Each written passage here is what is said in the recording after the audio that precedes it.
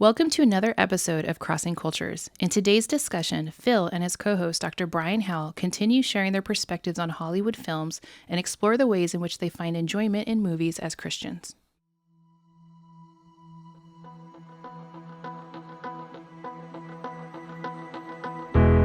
If you're just discovering our show for the first time, we invite you to explore our earlier episodes where we've engaged in many thought-provoking discussions. Our past conversations have covered topics including race and the gospel, abortion, the Ukrainian refugee crisis, and more. Stay updated with our upcoming episodes by subscribing to our channel on the podcast platform of your choice or on YouTube. You can also follow us on Facebook or Instagram at crossing.cultures. And now, here is our next episode of Crossing Cultures titled A Perspective on Hollywood, Part 2. Hi, my name is Phil Metzger, and in 1992 I moved to Moscow, Russia.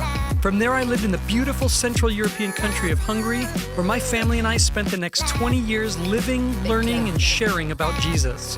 Different foods, culture, and language, but underneath it all, we discovered the most amazing people. We learned that to share the gospel effectively, we had to adjust. We had to cross cultures. Now we're back in the U.S., and we're discovering that this country is a melting pot of culture. This show is committed to helping Christians connect to those who think, believe, and live differently than them. This is Crossing Cultures. This episode was initially recorded in early February 2022. However, instead of airing it immediately, we redirected our efforts to assist Ukrainian refugees following Russia's war on Ukraine on February 24th, 2022. As a result, we decided to wait a year before sharing this episode with you. This way, we could focus on sharing our experiences with Ukrainian refugees in our previous season of Crossing Cultures. This is important because the references in this episode refer to Oscar-nominated movies that were released in 2021. For those who don't have a point of reference of what movies came out in 2021, just remember, this episode was filmed a few months before Will Smith and Chris Rock had a run-in at the Oscars. So with all that in mind, before we continue our conversation from our previous episode, we want to look back at a clip from that conversation. In this segment, Phil and Dr. Brian Howell discuss how Christians should choose the Hollywood content they consume. Check it out. One of the things that I just think is important as we think about culture is we think about the stories that we tell, we think about the media that we consume, and the Academy Award nominations were just announced on Tuesday, so it's kind of the movie season. And so I thought, well, let's have a conversation about movies. Let's have a conversation about how our culture is shaped by the movies that are being made, by the things that are popular, and then obviously how the church should think about the ways that we interact with these things, what we watch and what we affirm and how we engage, right? Like, I think this is a conversation that in some ways never gets old because there's always new things happening in the world of media and in the narrative, Totally. sort of tropes that are out there. And so it's always good to kind of stop and say, what are we doing? And what should we be doing as Christians when we think about what sorts of stories and narratives and entertainment we are engaging. But I thought that is an interesting thing because whenever you hear the topic of like, oh, let's talk about movies, it's pretty quickly we're like, well, you better not have seen that. You should not know about this. We kind of move in that direction, don't we?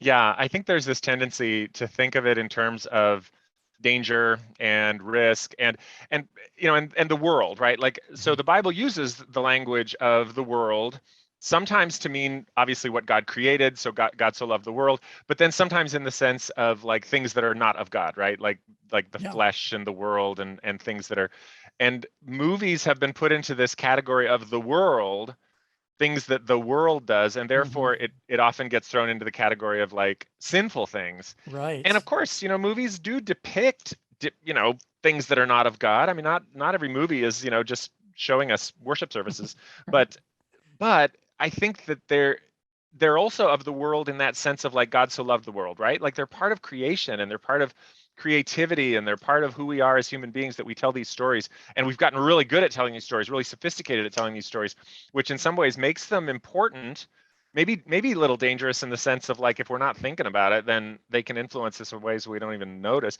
but mostly important, right? And so worthy of our time and attention. because they're part of this creation that God gave us. That's such a good point, Brent. And I especially like what you just said there, of like, because I think, we can say, oh, I didn't see that movie. Oh, I didn't watch that movie. Kind of a moralistic, like, Yeah. I'm better because I didn't see that. But it doesn't mean it's not influencing us. It doesn't Right. mean that we're not being influenced by this. So better to be thinking about it and having like really, strong, good, healthy, intellectual, and even godly conversations about it, rather than just saying, oh no, it's all bad, it's all evil. It all gets categorized in this idea of the world, when if we really believe that God made the world, then we need to engage in these things in ways that help other believers to have conversations about it. Yeah. Yeah. Whenever, people ask me, what's like about the lines, like what lines should we draw? Like what should Christians watch? What should they not watch? And where do we draw the line, sort of thing? I think the real danger of any movie, of any entertainment, but we'll stick with the movie, any movie, the real danger of it is when you don't think.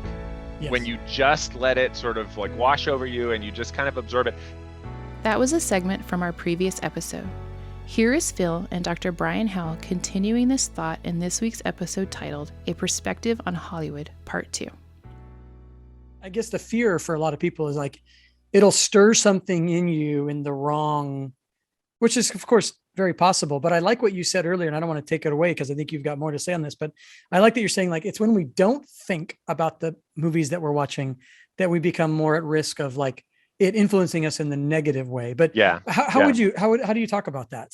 Yeah. And that's a great question, because I think this is probably the question that a lot of people who are listening are asking, is like, I want to know like how, what movies to watch, or like what are good things to watch or bad things to watch. I mean, there's like straight up Bible verses that say, things that are true and beautiful and lovely, think on these things. And there are some movies that are not beautiful, but can be profoundly true, I think.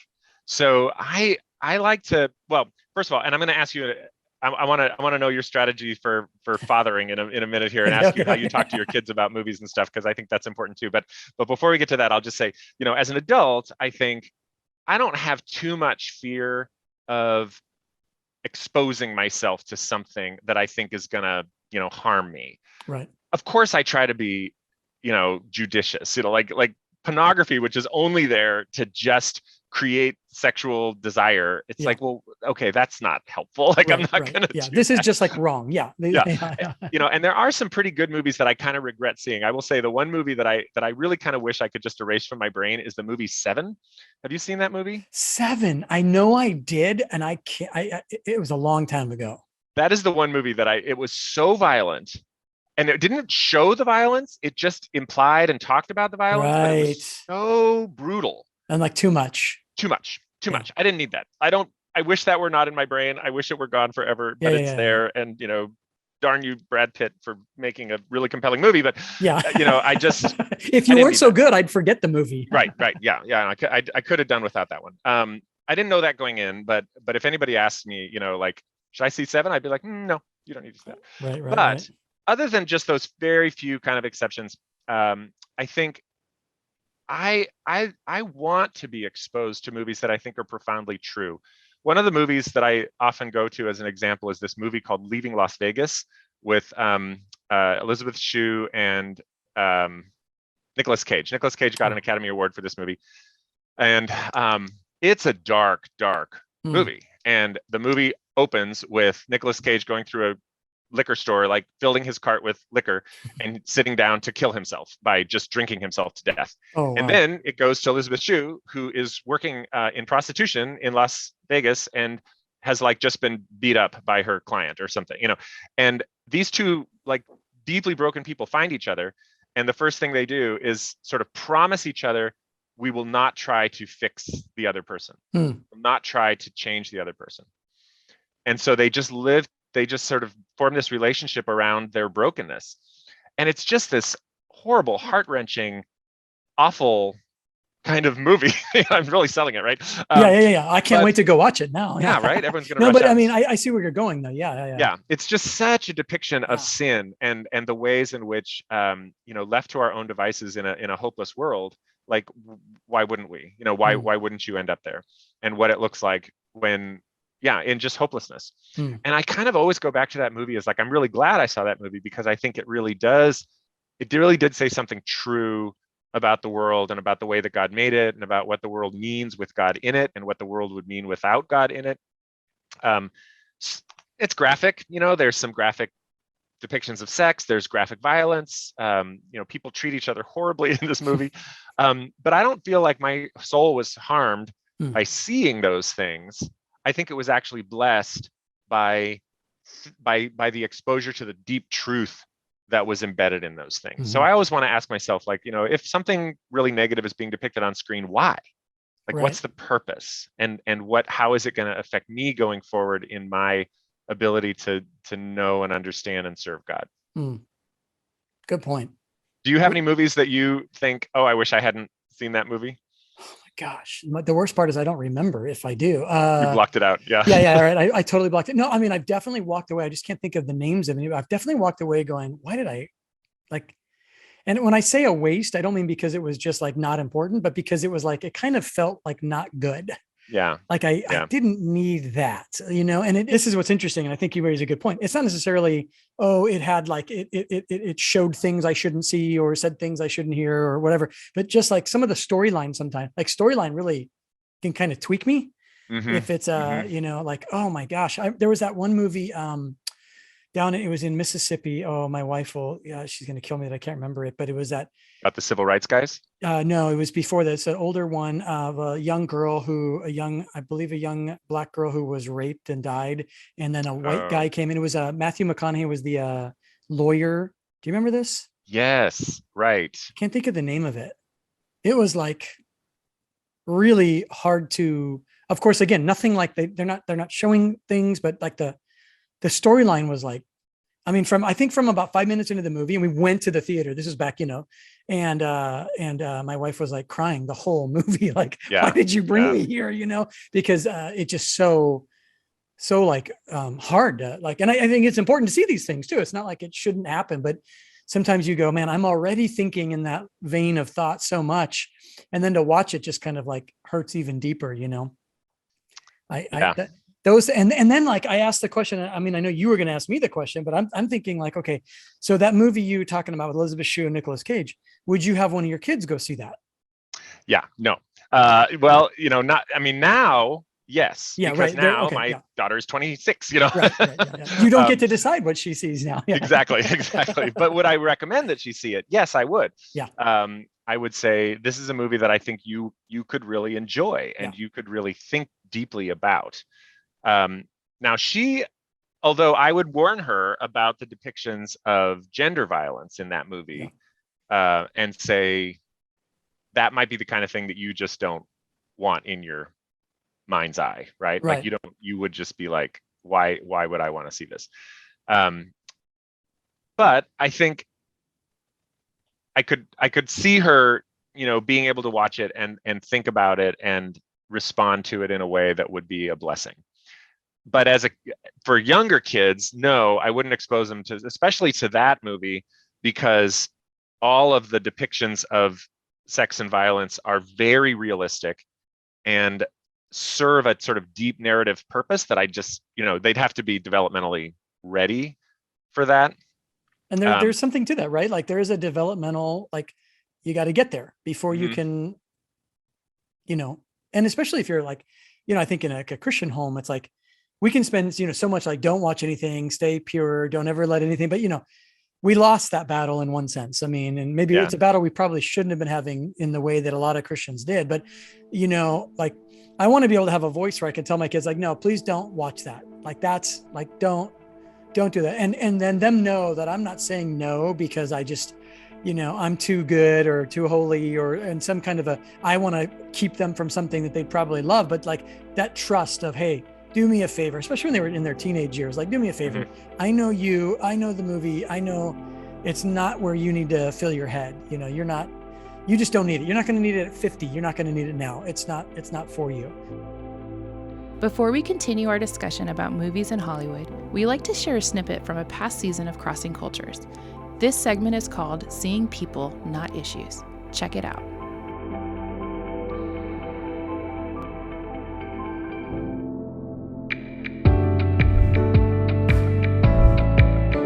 Here's the first thing I want you to consider.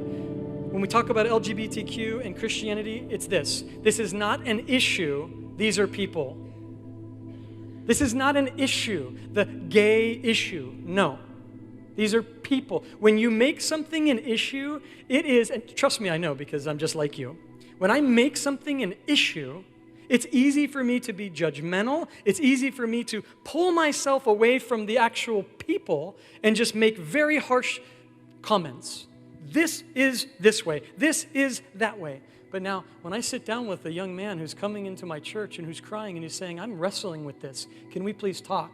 It's not an issue anymore. It's a person. And if you don't have people in your life that are wrestling it, the people in your life have people that are wrestling with it. I promise you. You want to engage in the world we live in? You want to be a missionary, which I believe God wants us to be? I think God's calling Calvary San Diego to be a missionary to San Diego. Then you have to start by recognizing it's not an issue. These are people. I'm as guilty as anyone of letting issues take over what should have been a people thing. You want to reach people? Then see them as people, not as an issue. That clip came from Season 2, Episode 8 of Crossing Cultures, titled LGBTQ and Christianity. You can catch up on previous episodes of Crossing Cultures on any podcast platform or on YouTube. And now, back to the show. We kind of got lucky in a sense because we lived overseas. There wasn't a lot of, I would say we got lucky and we were exposed to things that maybe a lot of American kids were not as well on two sides of this. On the one side, we didn't have access to like cartoons here, like in America, like that whole, like when my kids were little, cartoons in like most of like Hungary or Eastern Europe, it's pretty like outdated. Yeah. It's like old stuff, so, they could watch it. And it's like, there's nothing, but here's the difference. Commercials in between cartoons were pretty intense. Really? Yeah. Or we would, I'll give you another example. We'd go to the movie to see like a Disney, like Mulan. Mulan was our big jam when our little girl was little. Yeah. And we go to, and the previews for the other movies, they would have sex scenes. Oh my gosh. Yeah. Wow. Or like insane violence. Yeah. And like, so you're having to like what, your 5-year-old to not see that before they see Mulan. Mm-hmm. So there's this kind of like, this strange world of like, they know that there's more out there, but also like their daily, weekly intake is very kind of harmless, if that makes sense. Like we didn't have the cartoons they had in America. We just didn't have any of that, good or bad. We just didn't have it. Yeah. Yeah. No, I remember riding buses in the Philippines when our daughter was like 4, and they would put on these really violent gangster films or these really violent slasher films, and they'd be on the little TVs, that are kind of in the bus, and we'd be trying to distract this poor little girl, just like, there's another water buffalo. Oh, he's hiding behind a tree. Keep looking though, he might come back out. And there's this like person getting, hacked up on the TV. It's just like, oh my gosh, quick, look at something else. So the same thing. The best thing that ever happened on travel was the personal screens on the airplanes. Yeah. Because before that, we would fly, and I'll call them out. Usually it would be Lufthansa. We would fly a German airline, and like the German culture has a very different view of the body and then most people. And so it would be, you remember when it was just like 3 TVs in the center of the aisle that you would all kind of focus on. And they never thought about kids. These were not kid movies. So we'd be trying to, let's have another coloring book, another puzzle or whatnot. So in one sense, we were spared from some things, but now our kids, it's hard now. I have a 16-year-old, and like Netflix and Hulu and all, and it's hard to, I spend more time, I realize like I'm more interested in like building her up than I am in like the behavior of what to watch or not watch, because it's really a losing battle. This idea of like, well, and I had people tell me, oh my gosh, the reason that, one of our daughters really rebelled against the Lord. Most of my kids did, if I'm honest, which I always want to be, through their high school years. Yeah. High school was really tough for my kids, but we really encourage like, you be you, we want to be with you. We don't want you to ever feel like you have to lie to us or hide from us. And let's go through life together, where most parents are saying like, just do what we tell you to do and think what we tell you to think. And then those kids would go into college and really struggle. Right. For us, and again, I have no formula, and I won't be writing a kid's, marriage or a parenting book. It'll never happen. But For us, our kids really found their footing in Christ in their college years. Mm. And I mean, to where like we have such great relationships. But I remember parents always saying, like, you haven't done enough daddy-daughter dates. You let her, watch things that she shouldn't. And we keep reminding them, dudes, our kids were raised at a Bible college in the Yeah. middle of nowhere. If that's not an environment for perfect, they should have been perfect. Right. If Right. circumstance could do that, they should be perfect, but they Well, weren't.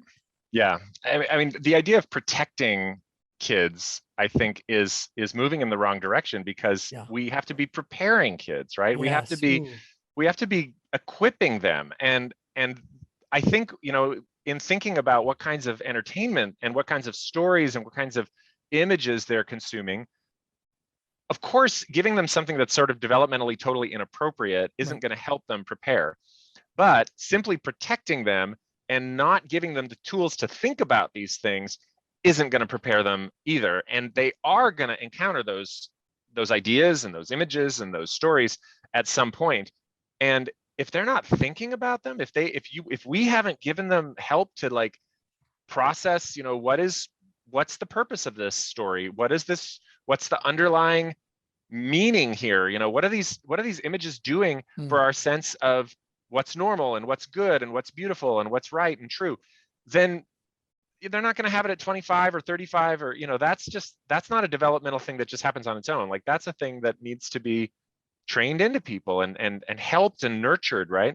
I Do think you some of the feel? more Oh, go ahead. Oh no, I was just gonna say, like, do you feel like, because you're that? I mean, it's so like I'm just like yes, yes, and yes. But do you feel like you kind of grew into this understanding as your daughter got older, or did you feel like you had that thought process, when she was 4 or 5, or has I it been did. like a Yeah. developing thought? I think I was lucky that my wife has several older siblings, and we got a chance to see them with their kids before we had kids. Oh, there you And go. Okay. and I taught fifth grade for a couple years before I went off to get my degree to teach at university level. And my wife taught middle school, so we had some exposure to kids at sort of different developmental stages, and it gave us some help in thinking about how we wanted to navigate some of this stuff with our own kids. And same as you, like, I'm not going to be writing a parent book and a how-to, and I'm not going to hold myself up as the paragon of anything here. But I do think in this one area, we were pretty thoughtful about, we want our kids to be able to process these messages and think about what they're seeing, because we're not going to be able to control everything that they are exposed to. It's kind of not possible, and it's gotten increasingly less possible, right? As now even young kids have smartphones, and it's just very difficult to control all of it. But my thinking was that some of the more, I don't know if dangerous is the right word, but some of the most influential stuff that kids are watching are the things that are actually geared towards them. Yes. And some of those things are pretty problematic. Yeah. So I had this, I mean, it was a joke, but it was only half tongue in cheek, that I said I didn't allow my daughter to watch Cinderella until she could deconstruct it from a feminist perspective. And and only an anthropologist could say those words. I know, love it so exactly. much. But of course it didn't work. My little embargo on Cinderella was broken when she was, doing a sleepover at age 5 or something, and saw Cinderella. And she came home and she said, "Oh, Cinderella." And I said, "Well, what did you think of Cinderella?" And we talked about it, and then we said, "Let's watch it." And so we sat down and we watched Cinderella. I had to go out and rent it, or get, I don't know what VHS, right? I had to go out and get the tape and bring it home. And we sat and I would pause it. Yeah, exactly. And I would pause it at various points and say, what do you think Cinderella could do to help herself right now? And my, wonderful little 5-year-old, she could make a rope out of the sheets, or she could throw pebbles at the dog and get him to bark for help, or, like, she kind of brainstormed these things that, like, Cinderella could do to save herself and not wait for the prince. And I thought, okay, this is what I want. I want my kids not just to be isolated from things that are happening in the world, especially things like Cinderella. Like, there's a lot of fine things about Cinderella, and she was attracted to all the pretty, sparkly, get dresses just like all her friends. But I don't want her to just consume it thoughtlessly, right, even at age 5. I want to give her some tools to think, I would say, Christianly, right? I would say in terms of how God made her as a person who has her own will, and who will be responsible for her own soul, in the sense of, like, who she's going to serve in life, and how she's going to live her calling, right? so I thought, well, I guess that starts now. I guess Yeah. we start it with Cinderella, and then when things get a little more, dicey from here, hopefully she'll be ready to talk about it. It's crazy how like, it's almost like the music too. Like I think of this in the music and the movie, like where it's like the music that like we're the most worried about the kids listen to is like not even targeted to them necessarily, or the movies we're the most concerned about aren't. It's the ones we should be concerned about are actually written for them. Yeah. And I almost think that like even some of these new, I mean, I remember when Shrek came out and like just did a number on the Disney kind of concept of, every princess needs a prince. It's no way to behave in front of a princess. Oh, wow. She's as nasty as you are. And it was the most refreshing, like exciting and fun. And I feel like they've really caught that, in even in their Frozen movies, and they're moving into a better direction especially for our girls. Because again, I don't know how many girls do you have?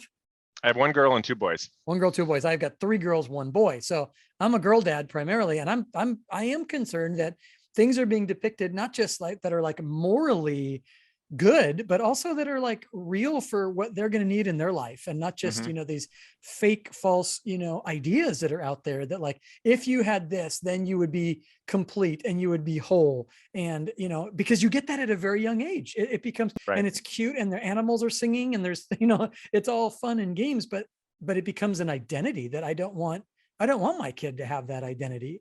I don't want my son to think that he's only the strong and valiant and he has to do all that. It's like, no, you're also weak and in need, and you need God. And but I think our kids' movies can do more damage than the movies we're worried about when they become teenagers. Yeah, absolutely. Because they're very persuasive. They're very compelling movies, right? Some of these are really engrossing, and you feel things when you watch these movies. One of the themes that I've tried to get my kids to see in a lot of these movies is that all the main characters are rich. They're always rich people, or they're poor people who become rich, and that's right. How they become happy, right? Like it's that there's not very many people who are poor or sort of middle income or working or whatever and stay that way and yet are happy. Right. Like that's not something that you see in very many movies. And I'm like, do you think you have to be rich to be happy, right, or to be important, or to be valuable, or to be beautiful? Like, do you think those things go together? And right. Those are questions that you can start asking a kid pretty early on. But if you don't ask the questions, then they're just like, oh yeah, to be happy, you want to live in a castle, and to be happy, you got to have a lot of clothes, and that's just the world, right? It becomes kind of ingrained into you. It becomes if there's no thought or no conversation, it's still happening.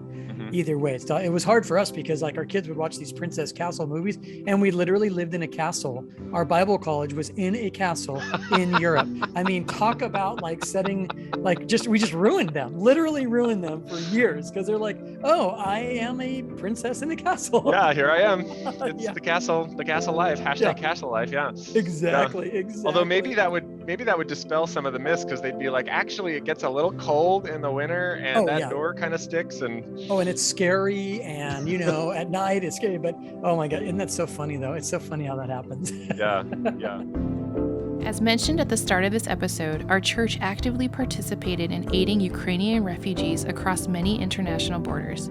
We told these stories in our previous season of Crossing Cultures. Take a look.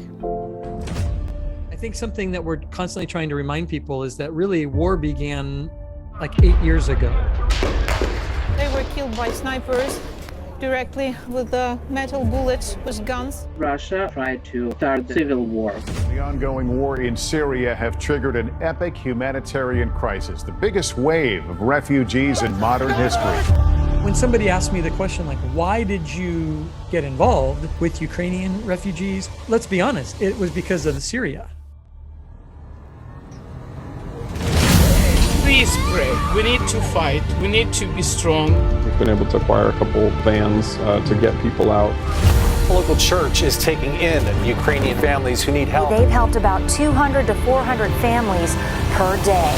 I was talking to a fellow pastor here in Hungary. He asked me, it's like, so you mean people are letting strangers into their homes and letting them use the spare bedroom? I said, yeah. If this means crazy, then I am crazy. And so are several thousand of my countrymen. You watch the news and we see these stories of things going on in the world, but you never expect to having it literally show up on your doorstep. When we realized this was in our backyard, we thought, gosh, Lord, we've been praying about helping. What a perfect opportunity.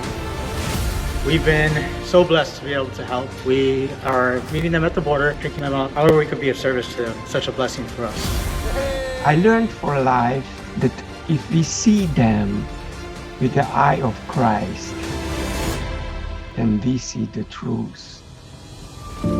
Crossing Cultures, Ukrainian Refugee Crisis. All episodes of Season 4 are available now on any podcast platform. And now, back to the show. Hey, what was your, I'm kind of like taking us off of this great philosophical conversation on this. Did you see King Richard?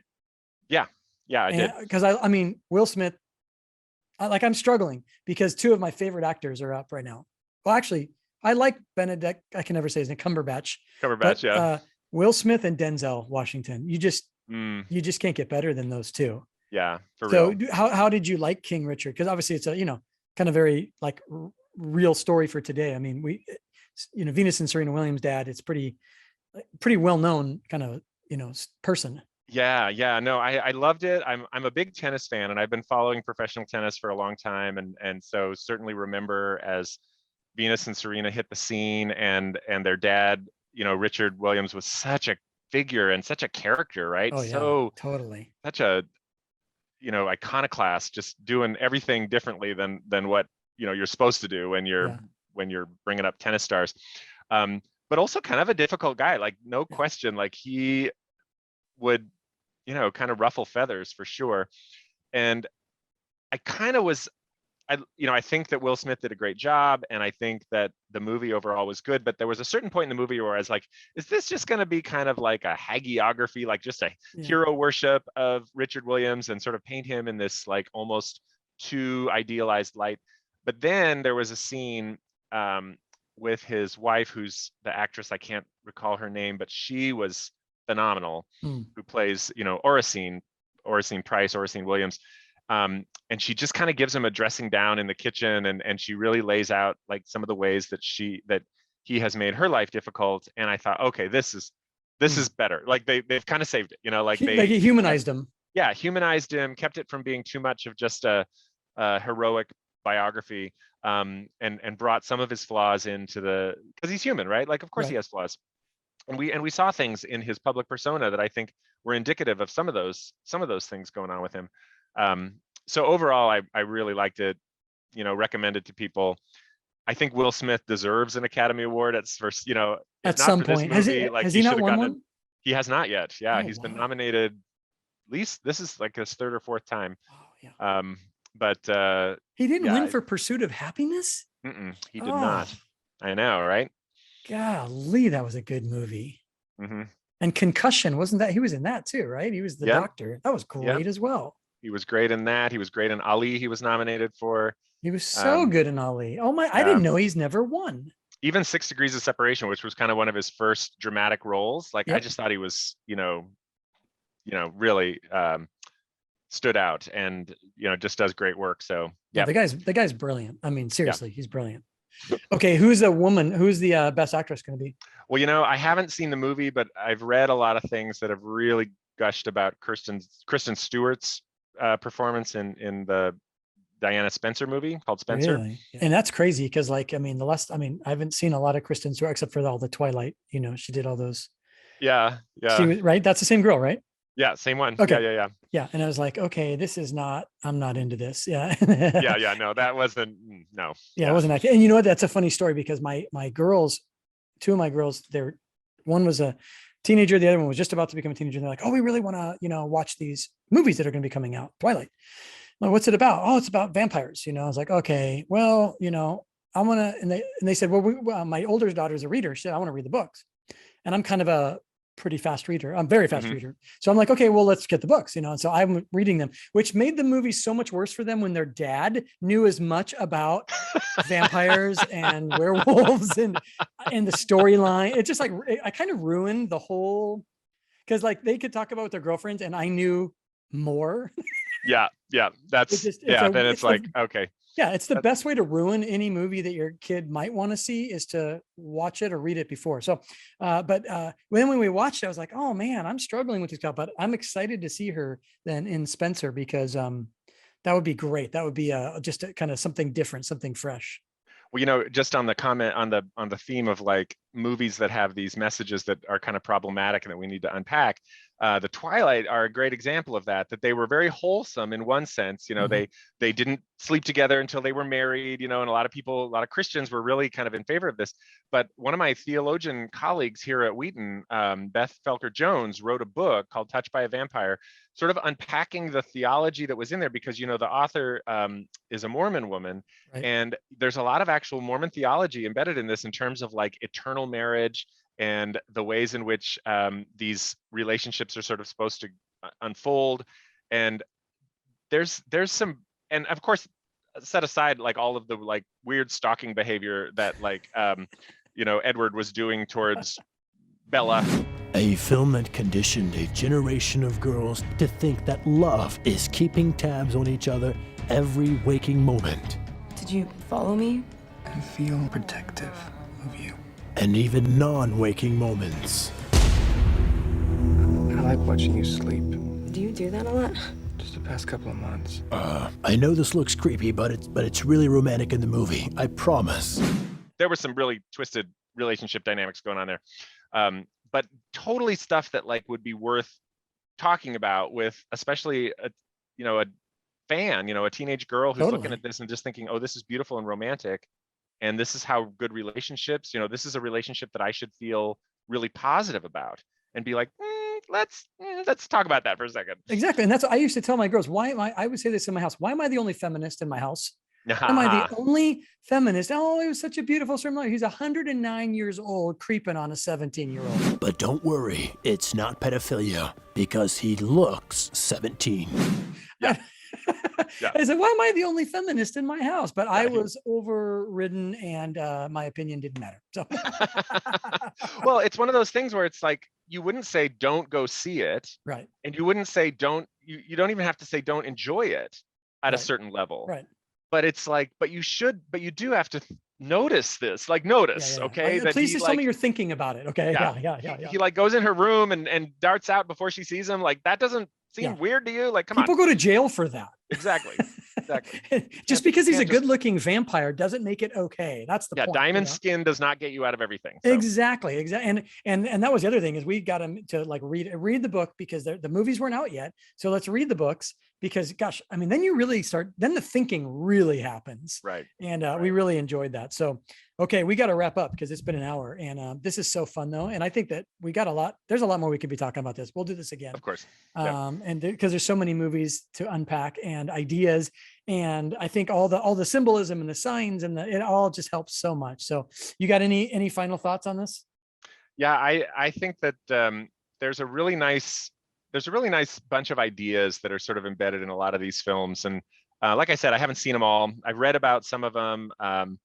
But these stories are so influential, these narratives, some of them are ancient narratives that are now being repackaged, right? In, obviously like West Side Story is Romeo and Juliet. Like what could be a more, influential narrative? And just noticing the ways in which these narratives get repackaged can often be a way of understanding God's world better, understanding the human condition better. And I think there's a lot of that in these movies. And so I commend them to people. I encourage them to enjoy them, but also to be critical and think deeply and get together with your friends and spend time hashing these things out. People often say, oh, I think I'm overanalyzing it. I'm like, I don't think there's any such thing. I don't think you can overanalyze. Just because you might appreciate the movie even more the more you do that.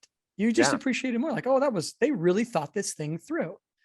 Or you expose flaws. I think it's so good. I so agree with you. And we got to do this on one of our episodes is, when everybody's afraid of certain themes and ideas, but the Bible covers just about every terrible theme and idea.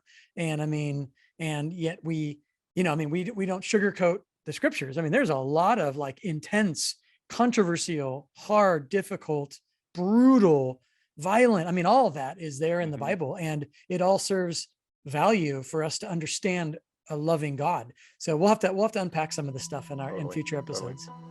All right. Well, thanks for being with us. We've had a great time, and we'll see you really soon.